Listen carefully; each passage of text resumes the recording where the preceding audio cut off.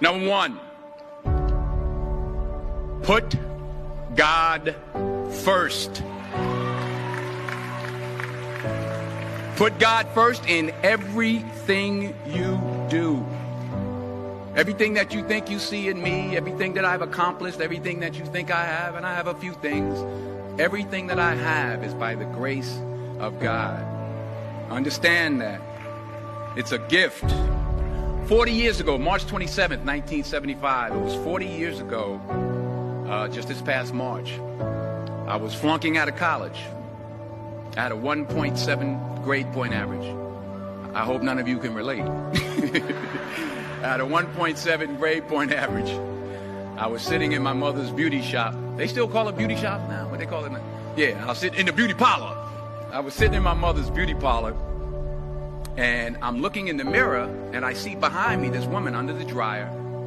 And every time she looked up, every time I looked up, she was looking at me, just looking me in the eye. And I didn't know who she was, and I said, she said, somebody give me a pen, give me a pencil, I have a prophecy. March 27, 1975, she said, boy, you are going to travel the world and speak to millions of people. Now, mind you, I flunked out of college.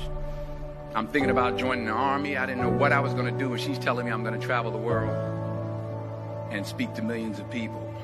Well, I have traveled the world, and I have spoke to millions of people. But that's not the most important thing, the success that I had. The most important thing is that what she taught me and what she told me that day has stayed with me since. I've been protected. I've been directed. I've been corrected. I've kept God in my life, and it's kept me humble. I didn't always stick with him, but he always stuck with me. So stick with him in everything you do.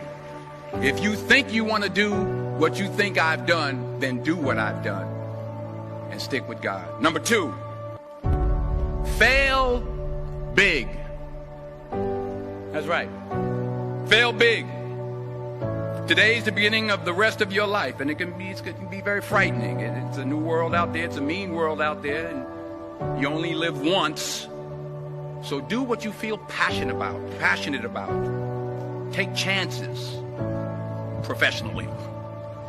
Don't be afraid to fail. There's an old IQ test, was 9 dots, and you had to draw 5 lines with a pencil within these 9 dots without lifting the pencil. The only way to do it was to go outside the box. So don't be afraid to go outside the box. Don't be afraid to think outside the box. Don't be afraid to fail big, to dream big. But remember, dreams without goals are just dreams, and they ultimately fuel disappointment. So have dreams, but have goals. Life goals, yearly goals, monthly goals, daily goals. I try to give myself a goal every day. Sometimes it's just to not curse somebody out. Simple goals, but have goals. And understand that to achieve these goals, you must apply discipline and consistency. In order to achieve your goals, you must apply discipline, which you've already done, and consistency every day, not just on Tuesday and miss a few days. You have to work at it every day. You have to plan every day. You've heard the saying, we don't plan to fail, we fail to plan. Hard work works. Working really hard is what successful people do.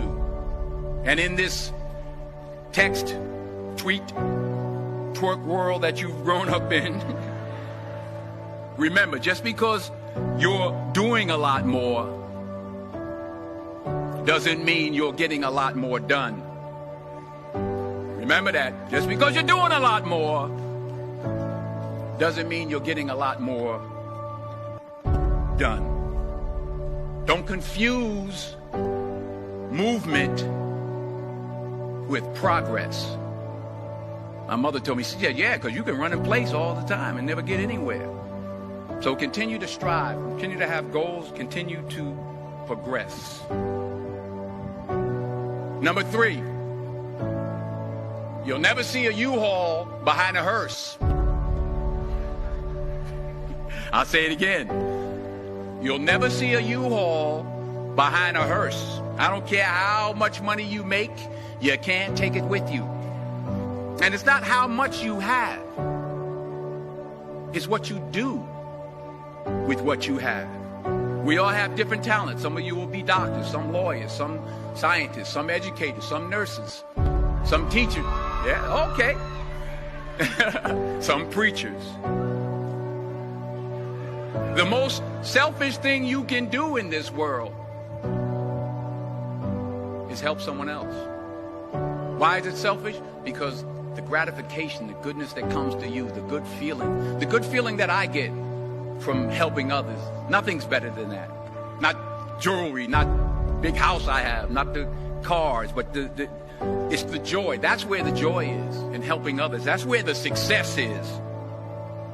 Finally, I pray that you put your slippers way under the bed tonight, so that when you wake up in the morning, you have to get on your knees to reach them.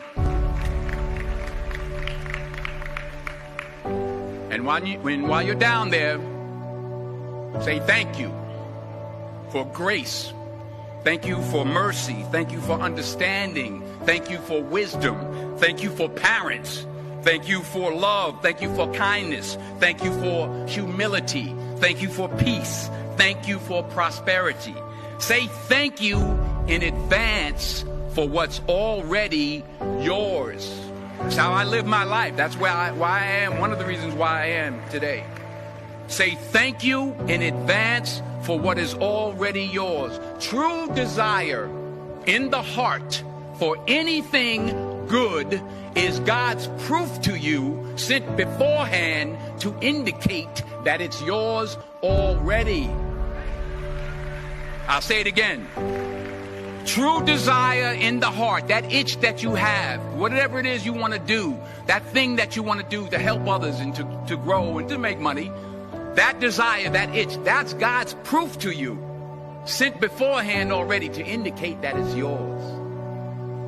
And anything you want good, you can have. So claim it. Work hard to get it.